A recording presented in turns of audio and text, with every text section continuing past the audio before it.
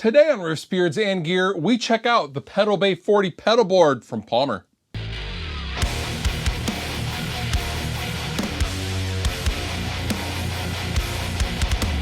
Palmer has been around for, geez, I don't know, over 40 years at this point, and they make utilitarian products such as splitters, DIs, load boxes, attenuators, all sorts of things that generally live behind the scenes in pro environments, touring rigs, TV studios, those kinds of things. Well, today we are going to check out Palmer's PedalBay 40 pedal board with power supply.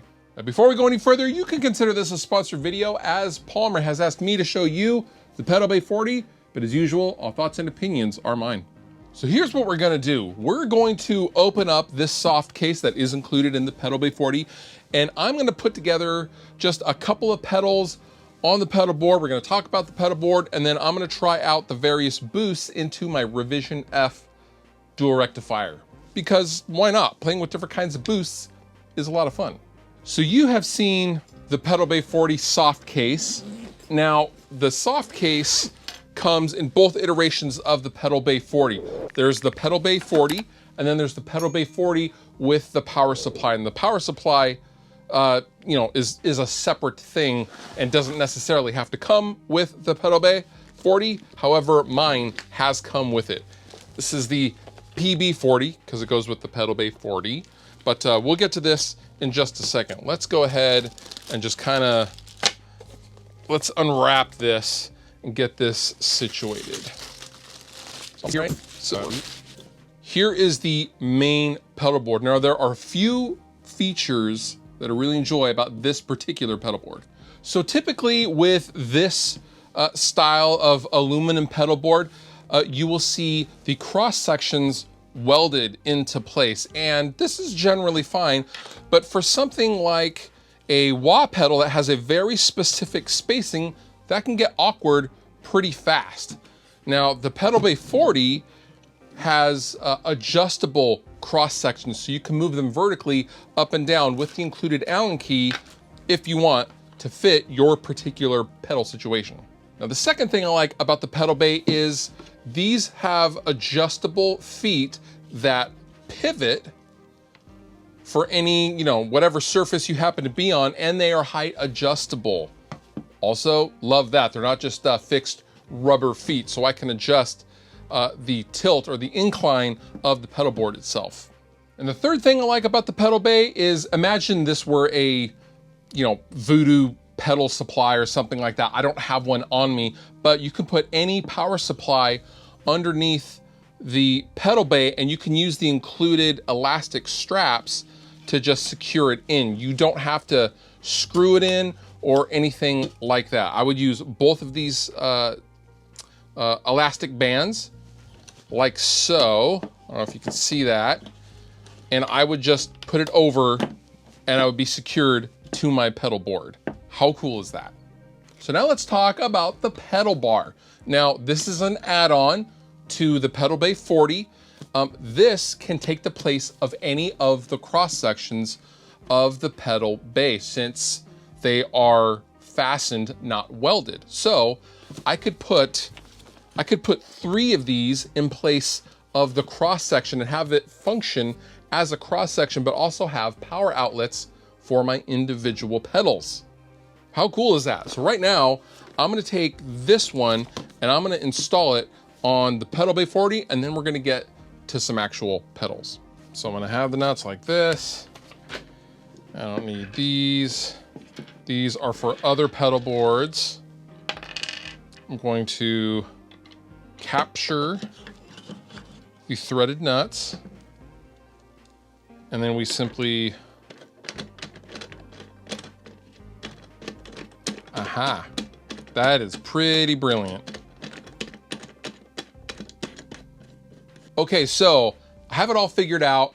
Here's my extra cross member. I don't need that. So now the PedalBay has an integrated power supply right here on the front of the pedal board. How cool is that?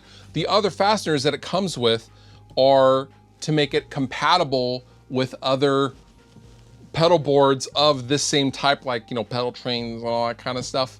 That's what the other fasteners were for. That's what I was confused about. There was a couple of different sizes and a couple of different options, and I was confused as to what needed to be used. However, the manual set me straight, and now I'm good to go. I could put some Velcro on this top. I'm gonna hold off for right now, and we are gonna put some pedals on this pedal board.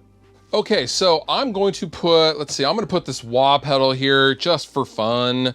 I'm gonna put a Mesa Boogie Grid Slammer, a Peppers Pedals Dirty Tree, and a Maxon ST9 Pro Plus. So let's go ahead and use these patch cables to go ahead and wire these up, like so. Do this. I'm going to wire that up.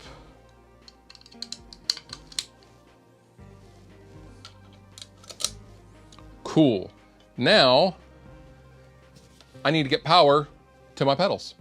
So on this power bar, there are 9 outlets. Most of them are 300 milliamp 9-volt outputs, with 2 of them being capable of more than 9 volts and 500 milliamps. I think we have, yeah, 9, 12, or 18 volt outlets, 2 of them, in addition to the other 7. But we're gonna be using just the regular old boys.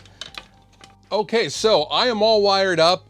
Amp is on, guitar is plugged in. Here is my raw guitar tone using the modern channel on the Rev F dual rectifier.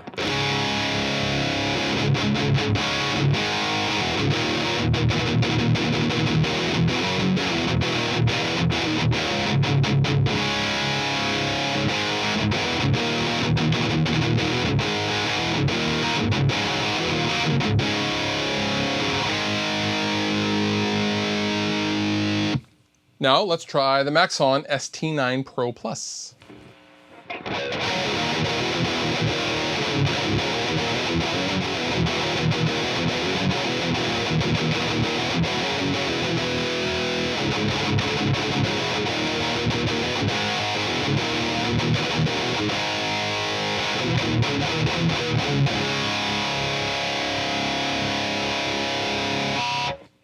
Now let's try the Peppers Pedals Dirty Tree.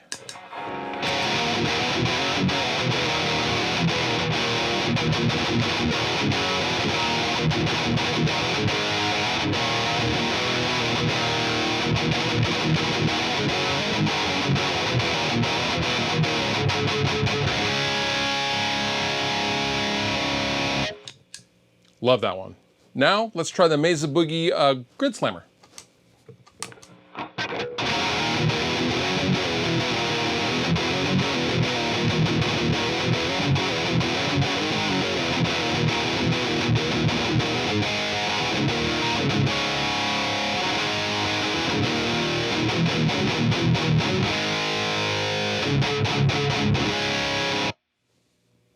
All of them sound great. I personally prefer the Dirty Tree for a rectifier. However, all of them sound great, but I couldn't be using any of them without this Palmer PedalBay 40.